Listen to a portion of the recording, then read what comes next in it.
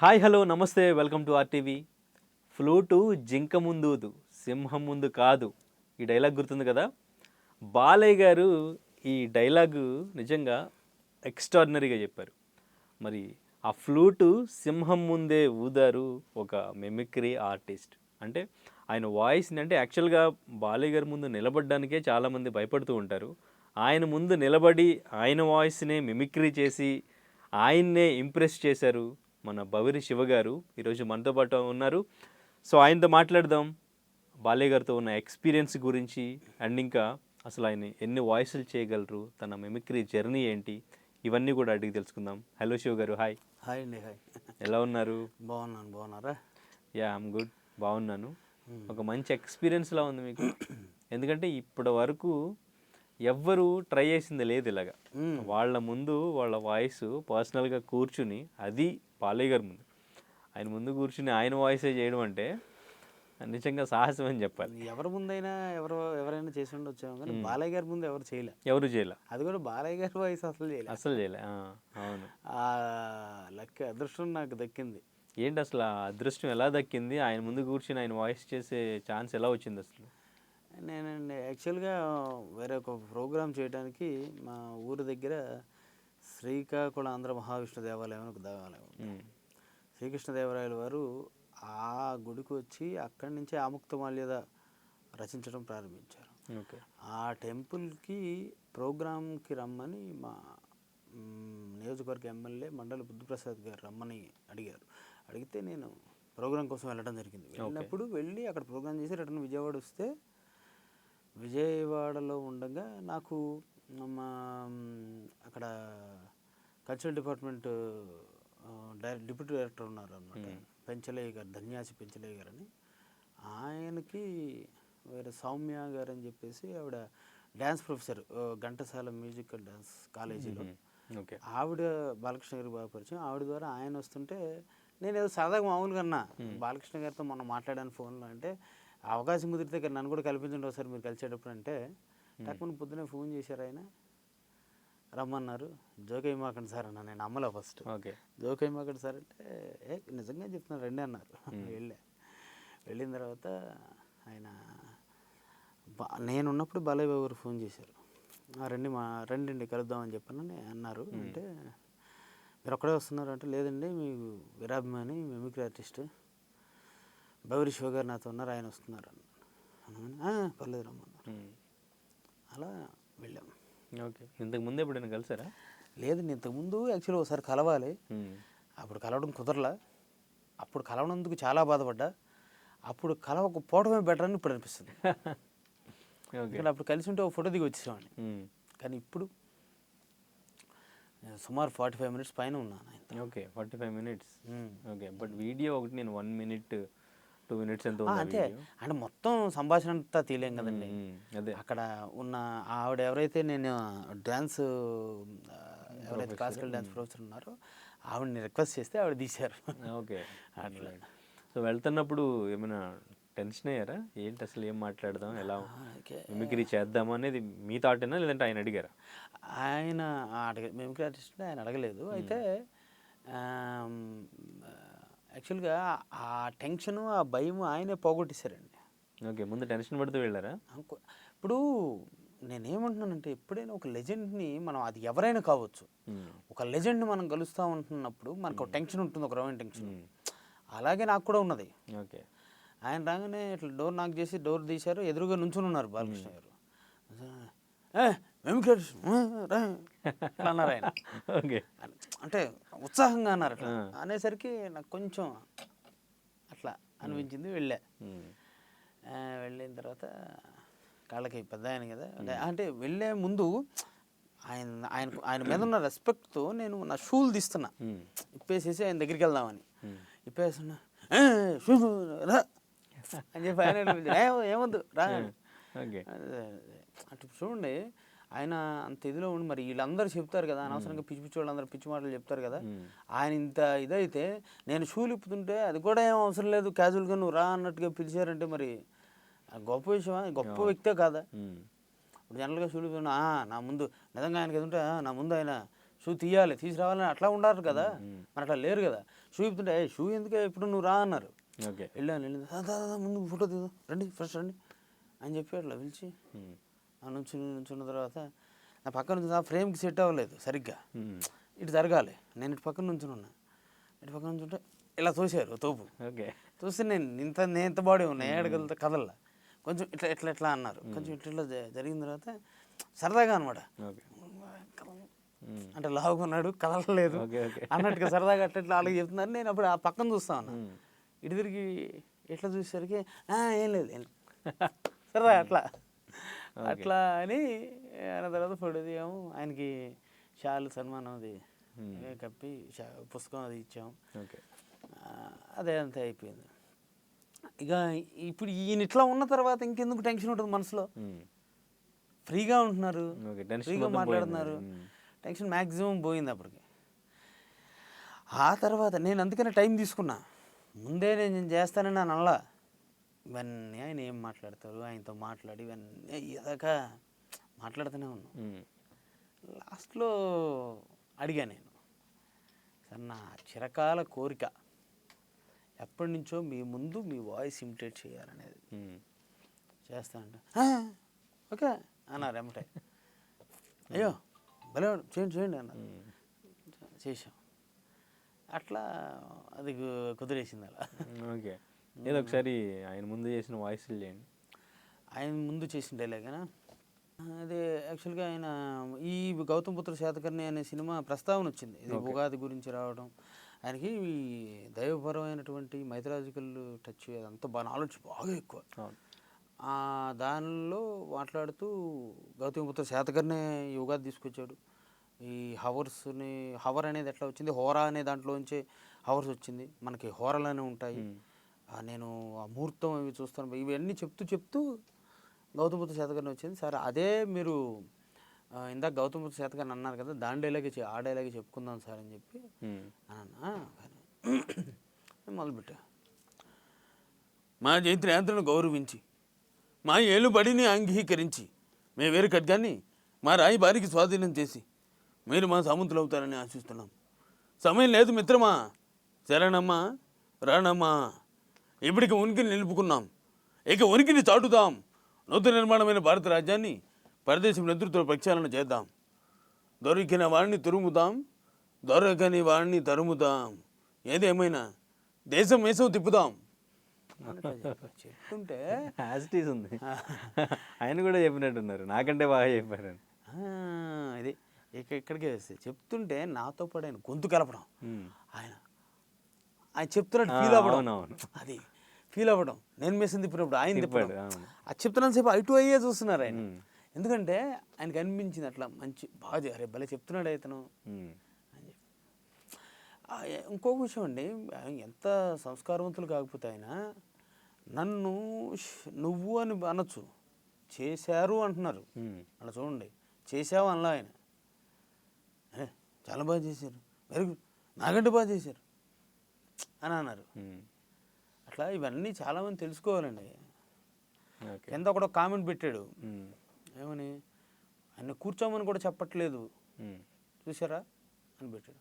Idiot, చూస్తే నువ్వు నీకేం తెలుసురా, నేను అప్పటిదాకా కూర్చుని ఉన్నా, నీకేం తెలుసు అని చెప్పి నువ్వు అట్లా అన్నావు. అప్పటిదాకా హ్యాపీగా దర్జాగా కూర్చుని ఉన్నా ఫ్రీగా. ఆయనకి మళ్ళీ ఉల్లిపాయ పకోడీ తెప్పించి, ఆనియన్ పకోడీ తెప్పించి, టీ తెప్పించి, ఇవన్నీ ఇచ్చి మళ్ళీ మాట్లాడుతుంటే ఎడ మర్చిపోతాము అని చెప్పి 10-15 సార్లు చెప్పారు. ముందు తీసుకోండి, మీరు తీసుకోండి, వదిలేస్తున్నారు, తీసుకోండి. ఆనియన్ పకోడీ తెప్పించారా? బ్రహ్మాండంగా ఉంది అది. అట్లా తెలియకుండా పిచ్చిగా బాలకృష్ణ ఇప్పుడు హెక్టిక్లో ఏదో బిజీలో ఉంటాడండి. ఎవడో వచ్చేసి మీద దూకేస్తుంటాడు, ఎంతమందిని తట్టుకోవాలి? ఆయనకి కోపం వచ్చింది, ఒకడేస్తారు, అది కూడా ఏదో ఒక దెబ్బ ఇట్లా వేస్తారు. దానికోసం అని చెప్పి బాలకృష్ణ అంటే కొడతానే ఉంటాడండి, రోజంతా కొడతానే ఉంటారు ఆయన. అట్లా పిచ్చి కామెంట్స్ పిచ్చి చేస్తే నాకు ఈ మధ్యన ఆయనే కరెక్ట్ అనుకుంటున్నారు చాలామంది. ఎందుకంటే రీసెంట్గా అపోలో హాస్పిటల్ దగ్గర రామ్ చరణ్ గారు ఆయన దిగి వెళ్తుంటే చిన్న పాపతో ఫ్యాన్స్ అంత మీద పడిపోయి, పాప ఉందని కూడా చూడకుండా అంత మీద పడిపోవడం, ఇటువంటివన్నీ చూస్తున్నప్పుడు ఆయన కరెక్ట్ అని కామెంట్. ఒక విషయం చెప్తానండి, ఒక్కొక్క చోట పెద్ద షోలు, బ్రహ్మాండమైన షోలు చేసిన చోట స్టేజ్ దిగి వస్తున్నప్పుడు ఈ ఊళ్ళల్లో ఉంటారు కదా, ఊళ్ళో వాళ్ళు మమ్మల్నే దాన్ని ఏమంటారు ఉక్కిరి బిక్కిరి చేసేస్తారు. ఫోటోలు దిగుతానని చెప్పేసి అట్లా వచ్చేసేసి ఇక మరి వాళ్ళ స్థాయి ఏంటి, వాళ్ళు ఏంటి, మరి వాళ్ళకి ఎంత ఇది ఉండాలి? ఇది ఎవరికీ అది అవసరం లేదు. ఇప్పుడు ఏంటంటే బాలకృష్ణ గారు చేసేటువంటి మంచి పనులు కుప్పలు ఉన్నాయండి. ఎన్ని మంచి పనులు ఉన్నాయి, వాటి గురించి నువ్వు డిబేట్ పెట్టరా అంటే పెట్టడం ఎవడో. ఇలాంటిది ఏదో ఎప్పుడో ఏమన్నా కొట్టినప్పుడు అరిచినప్పుడు ఇది తీసుకుని మొత్తం పుంకాలు రాస్తారు. 45 మినిట్స్ ఏం మాట్లాడారు మీరు? ఆయన దగ్గర నుంచి చూశారు కాబట్టి ఏం అబ్జర్వ్ చేశారు? ఫస్ట్ ఆఫ్ ఆల్ కల్మషం లేని వ్యక్తి. ఈ కల్మషం లేనంటే మీరు ఆ డైలాగ్ చెప్తున్నప్పుడు ఆయన చెప్పి ఫీల్ అవ్వటం, హ్యాపీ అవ్వటం ఇదంతా ఒక ఎత్తు. కానీ అయిపోయిన తర్వాత ఇప్పుడు నువ్వు చెప్పిన డైలాగ్ని నేను ఇమిటేట్ చేస్తే నాకంటే బాగా చెప్పావు నువ్వే చెప్పాలంటే దానికి ఎంత గొప్ప మనసు కావాలి? మీరు ఆ వీడియో చూడండి మళ్ళీ. చూసాను నేను. ఆయన నోటెమ్మడి వచ్చేసింది, అది ఒక్కటి కూడా ఆలోచించి అన్నది కాదు అది. సో అట్లాంటి పర్సన్. రెండోది అదేంటంటే ఎన్సైక్లోపీడియా. మనిషి ఎన్సైక్లోపీడియా. ఆ మస్తిష్కంలో అన్ని ఎలా ఉన్నాయో నాకు అర్థం కాలే. వాళ్ళ నాన్నగారి డైలాగులు కానివ్వండి, ఎస్వి రంగారావు గారి డైలాగులు కానివ్వండి, ఏఎన్ఆర్ గారి డైలాగులు కానివ్వండి, లేకపోతే పురాణ ఇతిహాసాల గురించి కానివ్వండి, లేకపోతే జ్యోతిష్యాలు, జాతకాలు. యాక్చువల్గా సార్ మీది నాది ఒకటే నక్షత్రం సార్ అని చెప్పి, మూల నక్షత్రం. ఓకే, ఒకటే నక్షత్రం సార్ అనగానే ఈ జాతకం మొత్తం చెప్పేశారు. అబ్బా ఈయన బాగుందంటే ఇది మంద కూడా బాగుంటుంది అనమాట, అదిరిపోద్దని హ్యాపీ ఫీల్ అయినా నేను. ఓకే, అట్లా అడిగారు ఫ్యామిలీ గురించి, అసలు మీరు ఏం చేస్తుంటారు, సో ఏంటి అసలు ఫ్యామిలీ పరిస్థితి ఏంటి ఇట్లా. ఆయన మామూలుగా ఎవరైనా అంటే కొంతవరకు మాట్లాడతారు, కానీ చక్కగా మీది ఏ ఊరు దగ్గర నుంచి మొదలుపెట్టి మా తల్లిదండ్రుల గురించి, నా భార్య పిల్లల గురించి, వాళ్ళ పేర్లతో సహా అడిగి తెలుసుకుని, ఏం చదువుతున్నారని అడిగి తెలుసుకుని, బాగుందా అంతా, ఇది కాకుండా మీరు ఇంకేం చేస్తారు ఓకే అంటే, ఇది కాకుండా నేను సరే ఇదే చేస్తాను, ప్రొఫెషనల్ ఆర్టిస్ట్, వెరీ గుడ్ అన్నారు. అలా అనటం, అట్లా ప్రతి ఒక్క విషయం గురించి అట్లా ఆరాగా తెలుసుకోవటం. నేనే కదా నాతో పాటు వచ్చిన ఇంకా ఆయన గురించి కూడా చాలా బ్రహ్మాండంగా తెలుసుకోవడం. ఎందుకంటే ఇప్పుడు ఇవన్నీ అంటూ ఉంటారు కదా, మరి అంత కోపం లేకపోతే అంత పొగరో లేకపోతే అంత ఇదో ఉన్న వ్యక్తి ఇవన్నీ తెలుసుకుంటాడండి? ఆయనకి ఏంటి అవసరం? అవును కదా. మరి అట్లాంటి వ్యక్తి బాలయ్య అంతసేపు మాట్లాడిన విషయాల్లో ఎన్నో గమనించాం. ఇంకోటి మీకు సర్ప్రైజ్ అయ్యే విషయం చెప్పిన, is a good mimic also. Okay, నేను మిమిక్రీ ఆర్టిస్ట్ అని చెప్పుకొని ఆయన దగ్గరికి వెళ్తే అమ్మ ఈయన నాకంటే బాగా చేస్తాడు అనిపించింది. ఓకే, ఏం వాయిస్ చేశారు? ఆయన ఏదైనా వాయిస్ చేశారా? అక్కినేని గారిని, ఎన్టీఆర్ గారిని, ఎస్వీఆర్ గారిని, ఓకే, ముగ్గురిని ఇమిటేట్ చేశారు. ఓ, అసలు మా ఎస్వి రంగారావు గారిని అయితే దించి పడేశారు అంతే, అచ్చు గుద్దినట్టు. ఓకే, అట్లా అంటే ఒక కళాకారుల్లో ఉన్నటువంటి యాంగిల్స్ అవన్నీ అట్లా ఇట్లా ఎన్ని రకాలు, ఎన్ని విషయాలు మాట్లాడారు. ఇంకోటి అందరూ అనుకుంటారు, రకరకాలుగా అనుకుంటారు, ఈ అంటే చిరంజీవి ఫ్యాన్స్ అని, బాలకృష్ణ ఫ్యాన్స్ అని రకరకాలుగా అనుకుంటారు. చిరంజీవి గారన్నా పవన్ కళ్యాణ్ కన్నా ఆయనకి ఎంత గౌరవం ఉందో మాకు తెలిసింది. అది ఓకే, అక్కడే ఉన్న టాపిక్ ఏమైనా వచ్చిందా? ఎంత గొప్పగా మాట్లాడదు. చిరంజీవి గారు నాకు ఎంత మిత్రులు, నాకు నెంబర్ 1 ఫ్రెండ్ అని చెప్పి మాట్లాడి, ఆ తర్వాత పవన్ కళ్యాణ్ గారు సరే అంటే న్యూస్ అవి నడుస్తూ ఉంటాయి, అట్లా మాట్లాడుతున్నప్పుడు కూడా ఆయన గురించి ఎంత గౌరవంగా మాట్లాడారు. అట్లా అంతా కూడా ఇక ఆయన సరే ఇవన్నీ ఇంత ఎట్లా మేనేజ్ చేస్తారు, ఎలా మేనేజ్ చేస్తారు? బసవ ఆయన పక్కన ఆయన పెంచలయ్య గారు ఆయన అన్నారు, బసవతారకం, ఇటు ఎమ్మెల్యే, సినిమాలు, ఇంక మధ్యలో రకరకాల కార్యక్రమాలు, అదేంటిది మన టీవీ షోస్ ఎట్లా చేస్తారు సార్ అంటే, ఇవన్నీ చెప్తాను. ఎంత డిసిప్లిన్డ్గా ఉంటే అవుతుందండి. ఆయన రోజుకు 3.5 గంటలు పడుకుంటారట, 3.5 నుంచి 4 గంటలు. సో అట్లా రకరకాల విషయాల మీద మాట్లాడారు. ఓకే. సినిమాల గురించి ఏమైనా మాట్లాడారా మీరు? ఆ? సినిమాల గురించి మాట్లాడారు. ఈ పైసా వసూలు సినిమా గురించి చాలా గొప్పగా చెప్పారు. జగన్ ఎంత బ్రహ్మాండంగా డైరెక్ట్ చేస్తారు. ప్రతి హీరోకి కూడా ఒక స్టైల్ అని ఇస్తాడు, ఆ స్టైలే కంటిన్యూ చేయాలని చూస్తారు హీరోస్కి, ఎందుకంటే అంత బాగా సెట్ అవుతుంది. మనం కూడా ఆలోచిస్తే అన్ని సినిమాల్లో ఉన్న బాలయ్య బాబు వేరు, పైసా వసూల్లో వేరు. అవును. ఒక్క మేనరిజం ఇస్తారు, ఆ మేనరిజం మీద ఆ హీరో వెళ్ళిపోతాడు. వాయిస్ గురించి కూడా ఏదో మాట్లాడినట్టున్నారు అక్కడ. వాయిస్ కొంచెం డిఫరెంట్గా ఉంటుంది ఆయన పైసా వసూల్లో. అవునవును, పైసా వసూలు ఎక్కడో షూట్ చేసినట్టున్నారు అక్కడ, చలికో సంథింగ్ అని వాయిస్. అవును. సో ఆ వాయిస్ గురించి ఏం మాట్లాడారు, అండ్ ఇంకా వాయిస్ కూడా ఒకసారి అదే ఆ డిఫరెంట్ స్టైల్ ఆఫ్ ఉంటుంది, ఆ స్టైల్ అట్లా సెట్ అయిపోద్ది అని చెప్పి ఆ డైలాగు చెప్తాను సార్ మీ దగ్గర అంటే సినిమా గురించి అట్లా చెప్పారనమాట.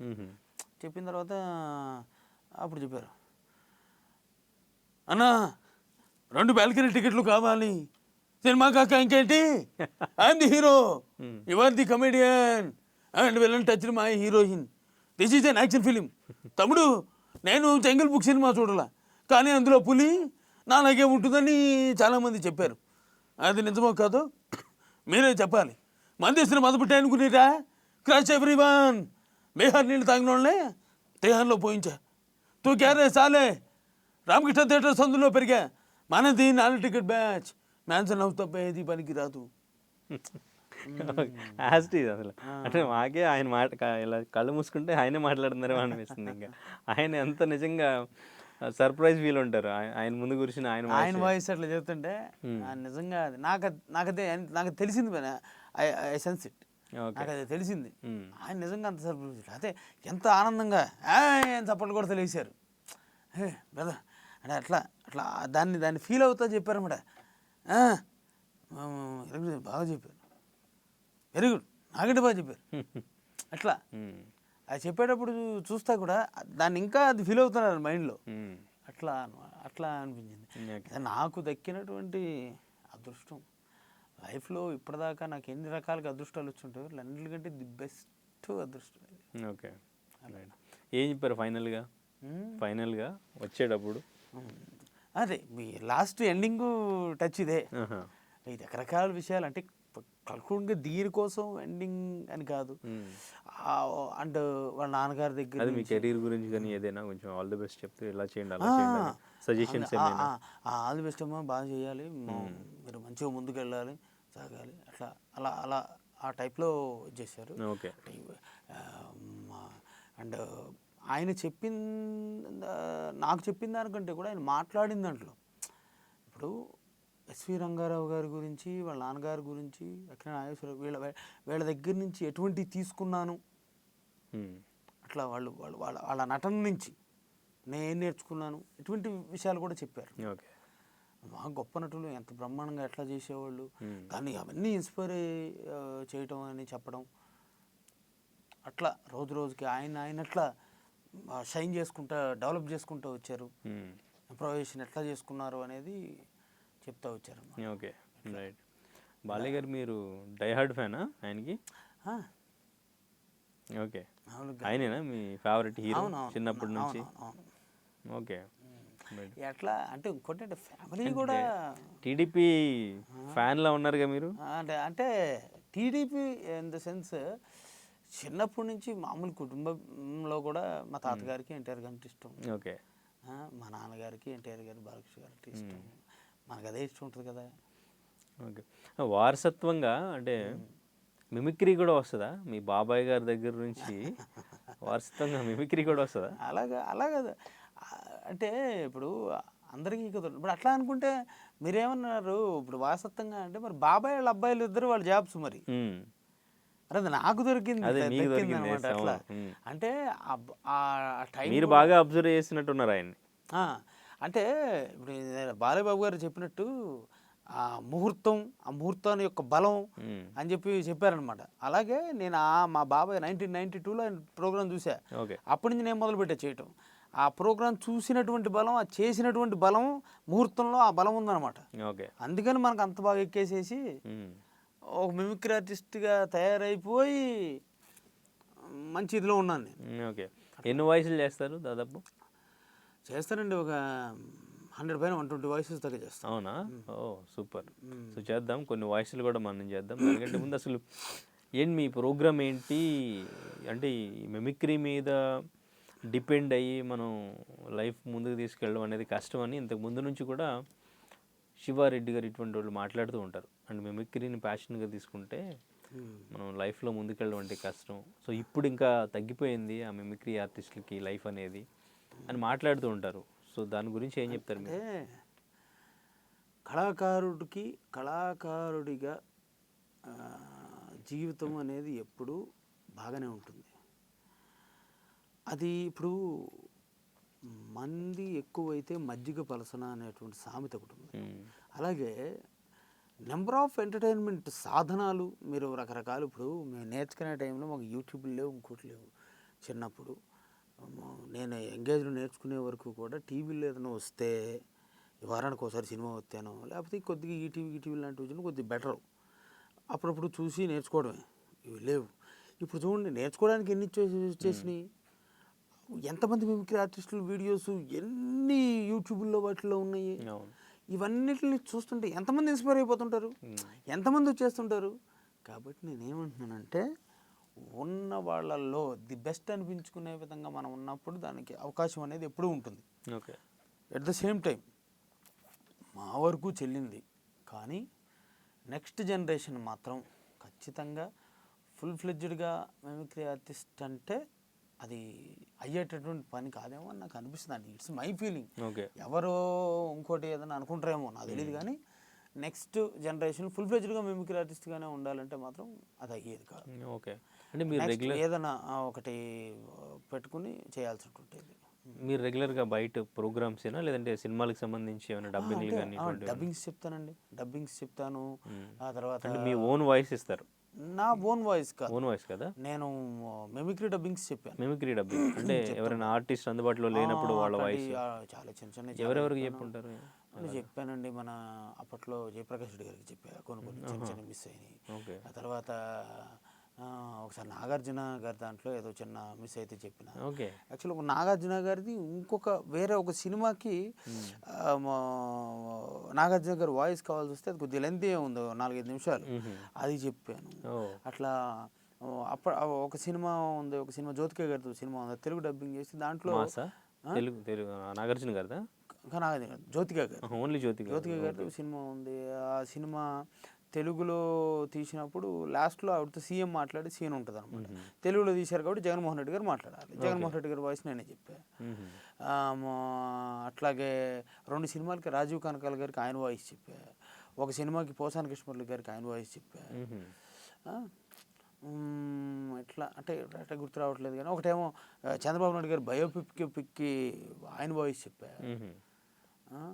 అట్లా చంద్రోదయం అని ఏదో ఉంది సినిమా, దానికి చంద్రబాబు నాయుడు గారు వాయిస్ చెప్పా. అక్కడ ఇక్కడ ఇక్కడ అక్కడ చాలామంది చెప్పాను అనమాట. అంటే మిమిక్రీ చేయడం అంటే ఓకే, కానీ యాస్టీజ్ ఇప్పుడు వాళ్ళ క్యారెక్టర్కి వాళ్ళలాగానే డబ్బింగ్ చెప్పాలంటే అది ఇంకా కొంచెం టఫ్.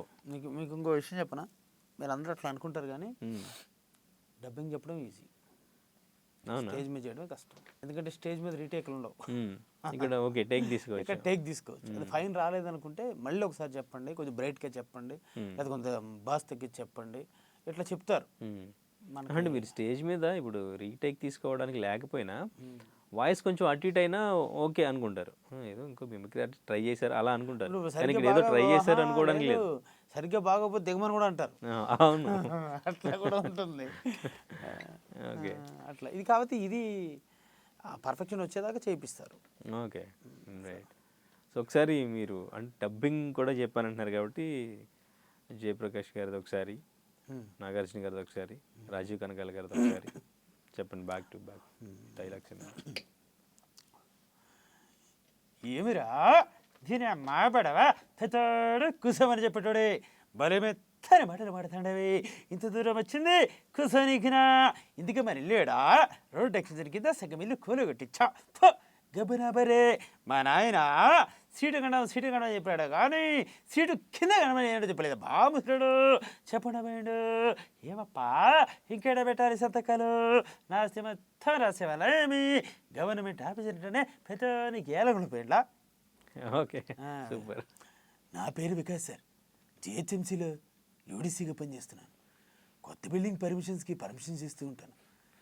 రూల్స్కి వ్యతిరేకంగా కొంచెం డివేట్ అయినా పర్మిషన్స్ అస్సలు ఇవ్వను సార్. మొన్నకు బ్యాచ్ నా దగ్గరికి వచ్చింది సార్. ఖచ్చితంగా సంతకం పెడతావా చేస్తావా అన్నారు. చావనైనా చచ్చేవాడిని కానీ సంతకం మాత్రం పెట్టాను సార్. ఓకే, రాజీవ్ గణకర్ గారు. ఓకే, ఈ రోజున చాలా సంతోషంగా ఉంది.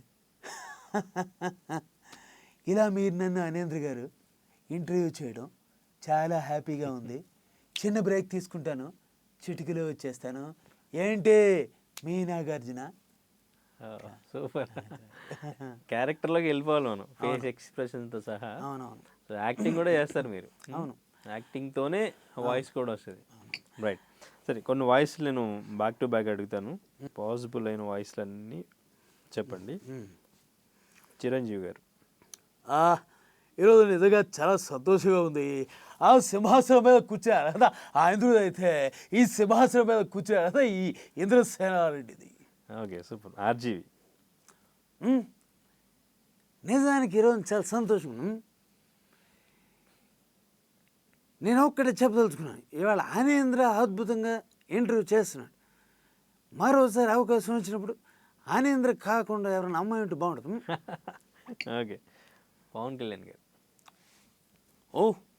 ఈరోజు నిజంగా చాలా సంతోషంగా ఉంది.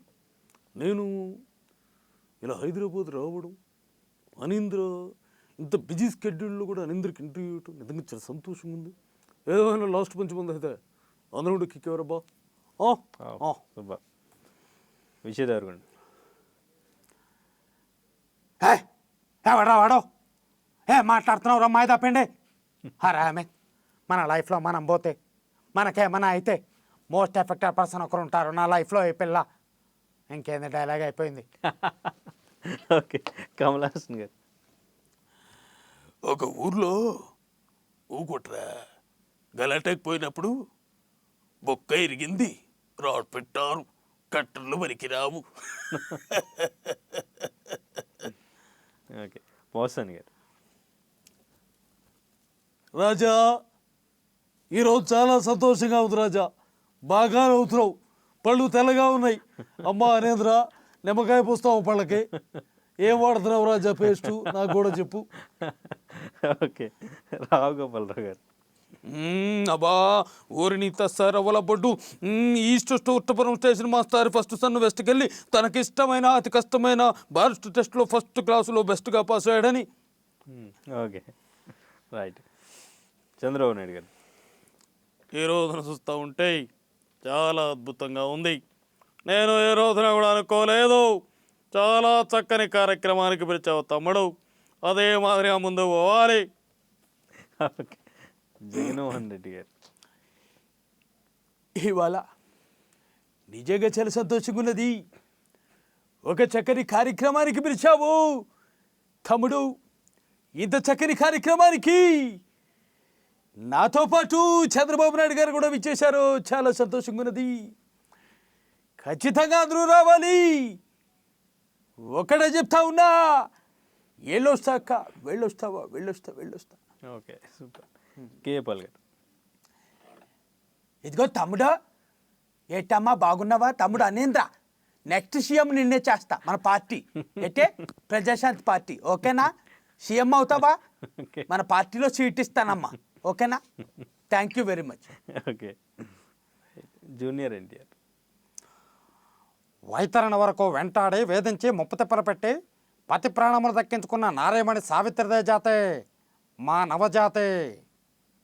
Okay, right. ఎన్టీఆర్ గారు.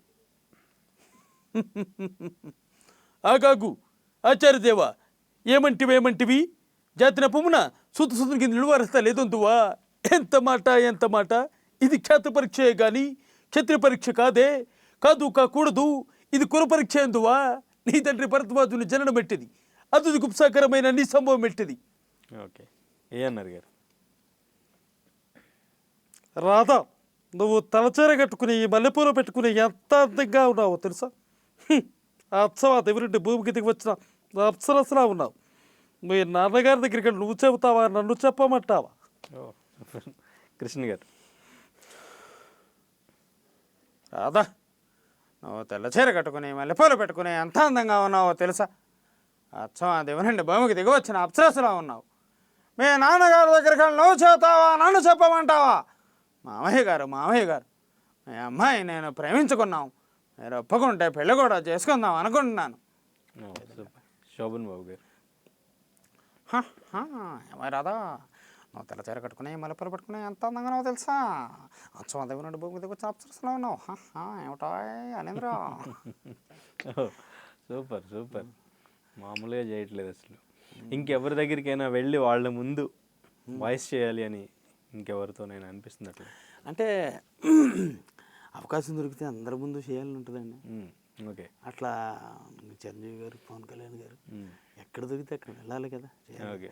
బట్ నా మెయిన్ నా మోటో అయితే తీరిపోయింది. ఓకే. బాలకృష్ణ గారు ముందు మాత్రం చెయ్యాలి, అది నేను నిరూపించుకోవాలి. నా చిన్నప్పటి నుంచి నా జయం అనమాట, one of my Dzire. Okay. అది తీరింది. నెక్స్ట్ ఏమైనా డబ్బింగ్ ఛాన్స్ వస్తే బాగుంటుంది అనిపిస్తుందా? అనిపిస్తుంది. ఎందుకు అనిపించదు? ఇప్పటి నుంచే కాదు, ఇప్పటి నుంచే అనిపిస్తుంది. ఓకే. అట్లా. రైట్. సో మీకంటే ఇప్పుడు బాగా కాంపిటీషన్ ఉందని చెప్పుకోవచ్చా ఈ ఫీల్డ్ కూడా? కాంపిటీషన్ ఎప్పుడు ఎక్కడా లేకుండా ఉండదండి. కాకపోతే జనరల్గా ఏంటంటే ఇక పెనిట్రేటింగ్ ఎవరికి ఎక్కువ ఉంటే వాళ్ళు కొంచెం ముందుగా ఉంటారు. ఓకే. అంతే. అట్లా. మీ బాబాయ్ గారి నుంచి మీకు ఎటువంటి సపోర్ట్ ఉంటుంది? ఆయన ఒక మిమిక్రీ ఆర్టిస్ట్గా ఎంతవరకు సక్సెస్ అయ్యారని మీకు అనిపిస్తూ ఉంటుంది? ఆయన ఎంత అవ్వాలో అంత అయిపోయారు మిమిక్రీ ఆర్టిస్ట్గా. ఓకే. నాకు తెలిసి అది మనం రీచ్ అవ్వగలం అని మీకు అనిపిస్తూ ఉంటుందా? రీచ్ అవ్వగలము అన్నటువంటి నమ్మకం ఖచ్చితంగా ఉంది. ఎందుకంటే అప్పటికి ఇప్పటికి కూడా నెక్స్ట్ జనరేషన్కి ఎలా మారుతుంది అంటున్నారు మీరు. అవునవును. ఆయనకి మీకు కూడా మారింది. ఖచ్చితంగా మారింది. ఆయనకి నాకు మారింది. అయితే నాకు ఆ కాన్ఫిడెన్స్ ఉంది. బట్ మనకు దొరికే అవకాశాలు, మనం ముందుకు వెళ్ళటానికి వచ్చే ఇవి ఎట్లా ఉంటాయి అనేది మనం చెప్పలేము. బట్ ఖచ్చితంగా ఆయన్ని చూసే నేను మిమిక్రీ నేర్చుకున్నాను, మెళకువలు నేర్చుకున్నాను. రకరకాలుగా ఆయన్ని చూసి ఎట్లా ఉండాలో కళాకారుడు అనేది తెలుసుకున్నాను. అట్లాగే ముందుకెళ్ళాను ఇప్పుడు. ఓకే. సో మరి ఫైనల్లీ మీరు అంటే ఎక్కువగా సినిమా ఇండస్ట్రీ ఆర్ బయట ప్రోగ్రామ్స్ దేని మీద ఎక్కువ డిపెండ్ అయి ఉన్నారు, దేన్ని ఎక్కువ నమ్ముకుని ఉన్నారు? అయితే ఇప్పటి వరకు కూడా ఈ ప్రోగ్రామ్స్ మీదే ఉన్నాను.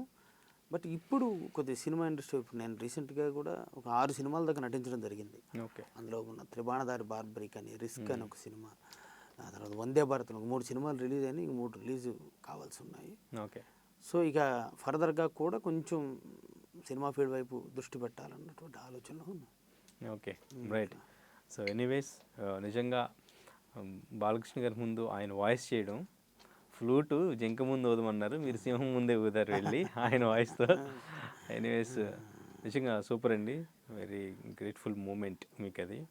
So very all the best మీకు. సో మీరు ఎంచుకున్న కెరీర్లో మీరు ఇంకా టాప్కి వెళ్ళాలి డెఫినెట్గా. సినిమా ఇండస్ట్రీలోను బయట ప్రోగ్రామ్స్లోను ఫుల్ బిజీ అయ్యి సో మంచి టాప్ పొజిషన్లో ఉండాలని మనస్ఫూర్తిగా కోరుకుంటున్నాం. Thank you so much. All the very best. Thank you Anendra గారు. మీకు అదేవిధంగా RTV గారికి, రవిప్రకాష్ గారికి అందరికీ కూడా ఈ సందర్భంగా ధన్యవాదాలు తెలియజేస్తున్నాను. Thank you.